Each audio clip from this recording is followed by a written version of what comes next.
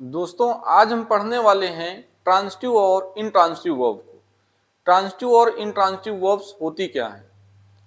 अब आप सोचेंगे कि इसके पहले वाली वीडियो में बताया गया था कि वर्ब दो तरह की होती हैं, हेल्पिंग वर्ब और मेन वर्ब।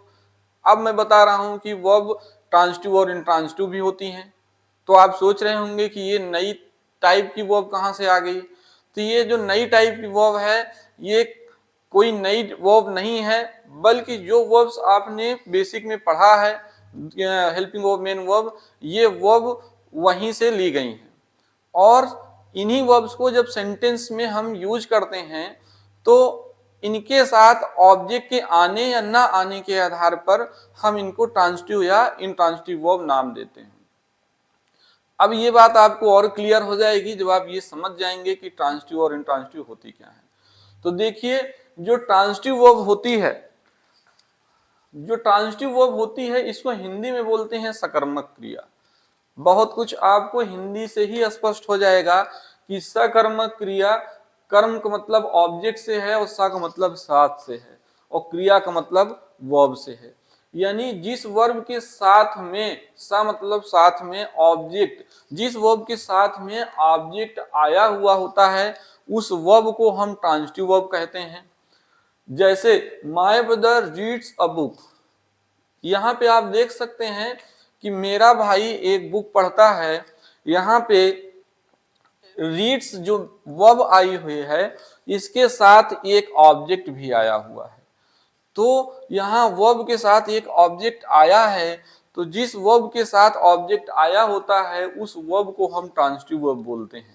जैसे ही गिव्स हिम अ पेन, यहाँ पे आप देख सकते हैं कि गिव के साथ एक ऑब्जेक्ट दिख रहा है और इसलिए ये वर्ब भी ट्रांजिटिव वर्ब हम कह सकते हैं। अब देखिए, है तो ये मेन वर्ब, वर्ब दो तरह की होती है, हेल्पिंग वर्ब मेन वर्ब। है तो ये मेन वर्ब ही, ये भी मेन वर्ब है, ये भी मेन वर्ब है। लेकिन अगर ऑब्जेक्ट की यूज के आधार पर देखा जाए तो इसे हम ट्रांजिटिव इंट्रांजिटिव भी बोल सकते हैं। अगर आपसे कोई पूछे कि ट्रांजिटिव और इंट्रांजिटिव वर्ब क्या होती हैं या फिर क्या मेन वर्ब को ट्रांजिटिव या इंट्रांजिटिव कहा जा सकता है, तो बिल्कुल कहा जा सकता है। लेकिन उसके लिए आपको ये बताना पड़ेगा कि जब आप सेंटेंस देंगे तब उसमें देख के हम बताएंगे कि सेंटेंस में जो वर्ब आई हुई है वो ट्रांजिटिव है या इंट्रांजिटिव है। हालांकि इसका भी एक तरीका होता है, एक ट्रिक होती है जिसमें आप बिना सेंटेंस में यूज किए ही बता सकते हैं कि कुछ वर्ब्स ऐसी होती हैं जो इंट्रांजिटिव होती हैं, उनके साथ ऑब्जेक्ट आता ही नहीं। तो ट्रांजिटिव वर्ब ऐसी वर्ब होती हैं जिनके साथ ऑब्जेक्ट आता है। अब इंट्रांजिटिव वर्ब को बोलते हैं अकर्मक क्रिया। अकर्मक क्रिया का मतलब ऐसी वर्ब जिनके साथ ऑब्जेक्ट ना आया हो। तो हम सेंटेंस देखेंगे कि सेंटेंस में वर्ब कहाँ पे है। पहले देखिए, सेंटेंस में हमको वर्ब दिख रही है यहाँ पे वॉक्स। तो मोहन वॉक्स स्लोली, यहाँ पे वॉक जो वर्ब आई हुई है इसके साथ ऑब्जेक्ट नहीं आया है। आप सोच रहे होंगे कि वर्ब के बाद जो दिख जाए वो ऑब्जेक्ट है, तो ऐसा नहीं है। ऑब्जेक्ट हम कैसे पता करेंगे सेंटेंस में ऑब्जेक्ट है या नहीं, इस बात का हम कैसे पता लगाएंगे, इसको मैं नेक्स्ट वीडियो में बताऊंगा आपको। तो यहाँ पे आप देखिए कि यहाँ ऑब्जेक्ट नहीं है, इसलिए वॉक्स यहाँ जो है वो इंट्रांजिटिव वर्ब है। ही रीड्स लाउडली, वह तेजी से पढ़ता है। तो यहाँ भी जो रीड वर्ब आई हुई है ये इंट्रांजिटिव वर्ब है, यहाँ पे इसके साथ ऑब्जेक्ट नहीं आया। अब आप सोचेंगे कि यहाँ भी रीड आया है, यहाँ भी रीड आया है, लेकिन यहाँ पे मैं इसको इंट्रांजिटिव बता रहा हूँ और यहाँ ट्रांजिटिव बता रहा हूँ।